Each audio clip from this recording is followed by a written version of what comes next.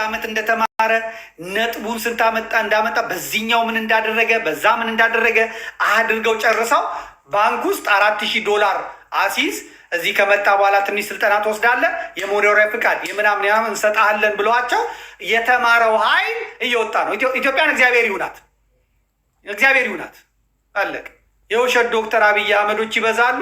ከዛ በኋላ ልትገረዝ ስትገባ የሬሳ ማድረቂያ ይወጋሃል። ከዛ አምጠሽ ስትሄጂ የሬሳ የምጥ ምንድን ነው ልትገረዝ ልታምጪ ልትወልጂ ስትሄጂ የሬሳ ማድረቂያ ይወጋሻል።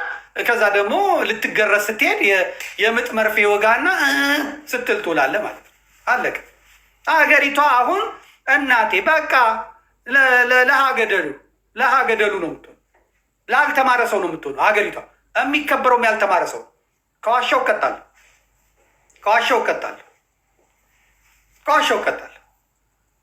አሁን ስሰማ እንደውም ደግሞ መምህራኑ በደቡብ በምናምን ያሉት ትተውታል። በቃ ጭራሽ ወዛደር የቀን ሰራተኛ የምናምን ሆነዋል። አለቀ። ድንጋይ ልጆቻቸውን ለማብላት ውሎ ለመግባት ማለት ነው። ይሄ የሚያስቅ አይደለም፣ የሚያስለቅስ ነው። እንዲህ አይነት ትውልድ ነው እንዲፈጠር የተደረገው። ሀገሪቷ ከጥቂት ዓመታት በኋላ ማን ነው የሚተካት ብሎ የሚያስብ ሰው የለም። ሌሎቹ ኢትዮጵያ አምጣ የወለደቻቸውን ሰዎች ኢትዮጵያ መያዝ ስላልቻለች ይኸው ከዲቪ በላይ ፎርሞች አሉ፣ የሚሞሉ ፎርሞች አሉ፣ የሆኑ ሳይቶች አሉ። በመንግስት ደረጃ ያሉ ናቸው። በተለይ በሕክምናው ዘርፍ ያሉ በምን ያሉ በምናምን እዚህ ብዙ ስራ አለ። የተማረ ይፈለጋል። በአውሮፓም በአሜሪካም የተማረው ይፈለጋል። አለቅ።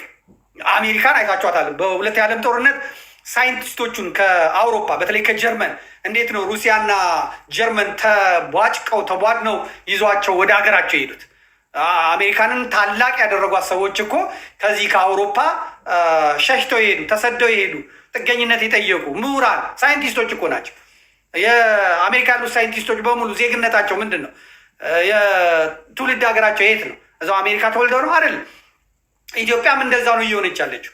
ምሁራኑ ዶክተሮቹ በሕክምና ዘርፍ ያሉት በሙሉ እየተቀበሏቸው ነው። አሁን ወደ ስዊድን፣ ወደ ኖርዌይ፣ ወደ ጀርመን፣ ወደ ፈረንሳይ፣ ወደ ጣሊያን፣ ወደ እንግሊዝ የፈለሱትን ልነግርህ እንደመጡ ደግሞ ካምፕ አይገቡ፣ ስቃይ አያገኙ፣ አይወጡ፣ አይወርዱ። ትንሽ የሀገሪቷን ቋንቋ ያሳያቸዋል። እንግሊዝኛ የሚነገርበት ሀገር ደግሞ ካሉ በቃ ችግር የለባቸው። አለቅ እዛ እንትን ይሏቸዋል ማለት ነው። እና ነገ የሚቸገረው ይሄ ህዝብ ነው። ህዝቡ እየበዛ ነው። 120 130 140 ሚሊዮን እየሆነ ነው። በተጠና መልኩ የኢትዮጵያ የምሁራን ኢትዮጵያ የተማረ ሰው እያጣች ነው። ተመልከቱ። አሁን ዩኒቨርሲቲ መማር ቀርቷል። ምክንያቱም የሰባተኛ ክፍል ተማሪ ነው ዶክትሬቱን ግግም አድርጎ የያዘው እና ትምህርት አያስፈልግም ብሏል። አልከፍትም ብሏል። እኔ ዩኒቨርሲቲ ምናምን አልከፍትም ብሏል። ኢትዮጵያ መበቀል የሚፈልገው ደግሞ ምን እንዳደረገችው ኢትዮጵያ አይታወቅም። ብርሃኑ ነጋ የሚባል ሰው መጥቷል። ያ የግንቦት ሰባቱ ሰው እሱ ተማሪዎቹን ርፍርፍ አድርጎ ይጥላል። ከዛ ደግሞ ብርሃኑ ጁላ የሚባል ደግሞ ትምህርት አቋርጦ የደርግ ወታደር ሄዶ ወያኔና ሻቢያ ማርከውት እና አበባው ታደሰ ማርከውት አምጥተውት አሁን ኢታማዦር ሹም የሆነ አለ። እሱ ደግሞ ብርሃኑ ነጋ የጣላቸውን ብርሃኑ ጁላ እያነሳቸው ይማግዳቸዋል ማለት ነው። ህዝብ ቅነሳን የተያዘው ትምህርት የለም። ትምህርት ከሌለ መከላከያ ትገባለህ፣ ከዛ ይቀንሳል ማለት። ከዚህም በተጨማሪ የሰማሁት የወጣቶቹን እነዚህ አሁን ለስልጣን ምናምን ተብሎ የሚወሰዱትን ጠያቂ ስለሌላቸው ምንም የሚጠይቅ ስለሌለ ሐኪሞች አሉ የውጭ ዜጎች ናቸው። እነዛ ሐኪሞች እንደ ኩላሊት እንደ ልብ እንደ ምን የመሳሰሉት በጣም በደራ ሁኔታ እየተሸጠ ነው አሉ። በሚገርም ሁኔታ ማለት ነው። የነዚህ ምስኪኖች አሁን የሚታፈሱት ከየቦታው የሚታፈሱት ህፃናቱ ልባቸው ምናቸው ሁላ የጤነኞቹ ገና ቡጥም ስለሆኑ እየተወሰደባቸው ነው አሉ። እና ነገርየው በጣም የሚገርም ነው። ምሁራን ከጠፉ ምኖች ከጠፉ ምንድን ነው የሚታሰበው? ልክ እንደ ኦርቶዶክስ ቤተክርስቲያን ማለት ነው። ለምሳሌ አማራ ክልል የገባው የመከላከያ ሰራዊት ማንን ነው የሚገለው? የአብነት ትምህርት ቤት ተማሪዎችን።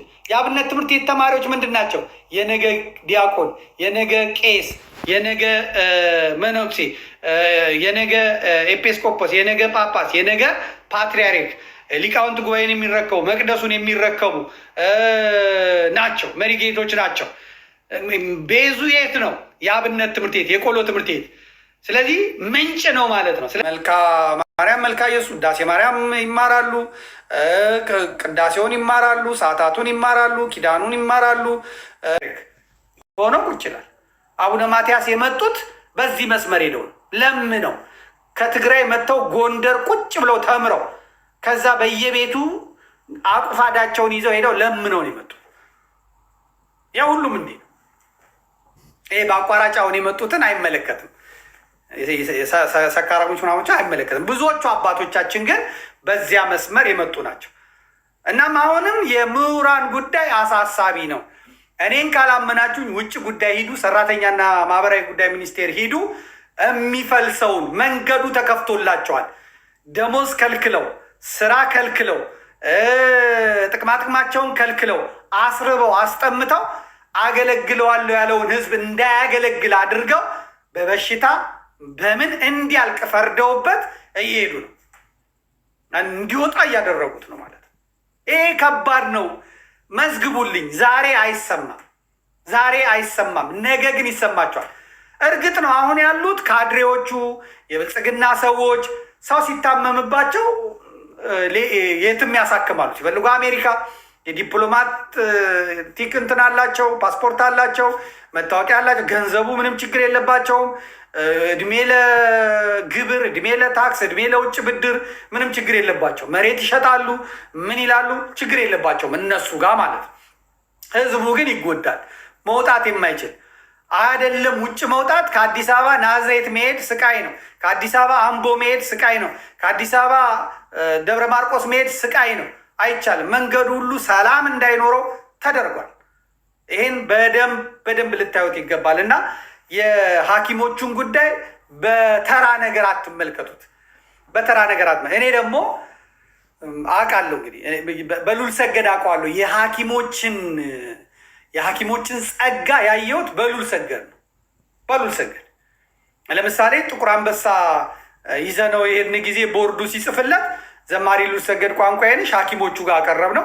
ከዛ ምንድን ነው ያለን ሐኪሙ ጥቂት ቀን እኮ ነው የቀረው እና ጥቂት ቀን ነው የቀረው እና ወደ ለተሻለ እዚህ ሕክምናው ስለሌለ ነው ወደ ባንኮክ እንውሰድ ያለ እና ምን ይሰራለታል? ከቤተሰቦቹ ጋር ሆኖ ጊዜውን አሳልፎ እንትን ቢል አይሻልም? አንድ 26 ቀን ነው 30 ቀን ነው የቀረው ምናምን አለን ማለት ነው። እኔ የሪፖርተር ጋዜጣ ሴልስ የነበረች ልጅ ነበረች አና ምናምን ነበር እዛ የነበር ነው። አንድ 3 ሰዎች ሆነን ነበር የነበር ነው። አማሃ ይባላል አንዱ ሞቷል አሁን። እዛ የነበር ነው እኛ ነን። ግድ የለም አልኩ። ያው እንደምታውቁኝ እኔ ደስ ያለው ቦታ ሄዶ ታክሞ ህዝቡ አዋጥቶለታል፣ ገንዘብ አለው፣ ይሄዳለን። እዛ ባንኮክም ስንሄድ አዩና እንግዲህ ከባድ ነው እንዴት እንደምናደርግ አናውቅም አሉ። ነገር ግን ልጁም ጠንካራ እምነት አለው በእመቤታችን ላይ።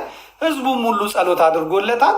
በ6 ነው በ7 በ8ኛው ቀን ያ አይቻልም የተባለ በጣም ሪስትሪክትድ ኤሪያ የሆነ የተከለከለ ዞን፣ በጣም ጥብቅ ዞን ገብቶ የነበረው ሉል ሰገድ ዛሬ 2 ነው 3 ወልዶ ዛሬ ሚዲያ ከፍቶ ዛሬ የኢየሩሳሌም ጉዞ አዘጋጅቶ ዛሬ ዲፕሎም ላይ የነበረው ልጅ ዲግሪውን ተቀብሎ ህይወት ተቀጥሎለት። ይሄ በሐኪሞች የሆነ ነው።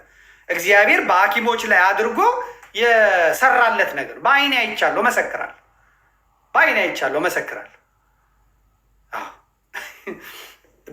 እኔም በራሴ በሐኪሞች ማናችንም በየቤታችን ያለን ሰዎች አንድ የሚሆኑ 2 ሐኪሞች ጋር ሄደን ወይ ሳያሰኙን አልቀሩም እና እኔ ዛሬ የእነሱ ድምፅ በመሆኔ እጅግ አድርጌ እደሰታለሁ።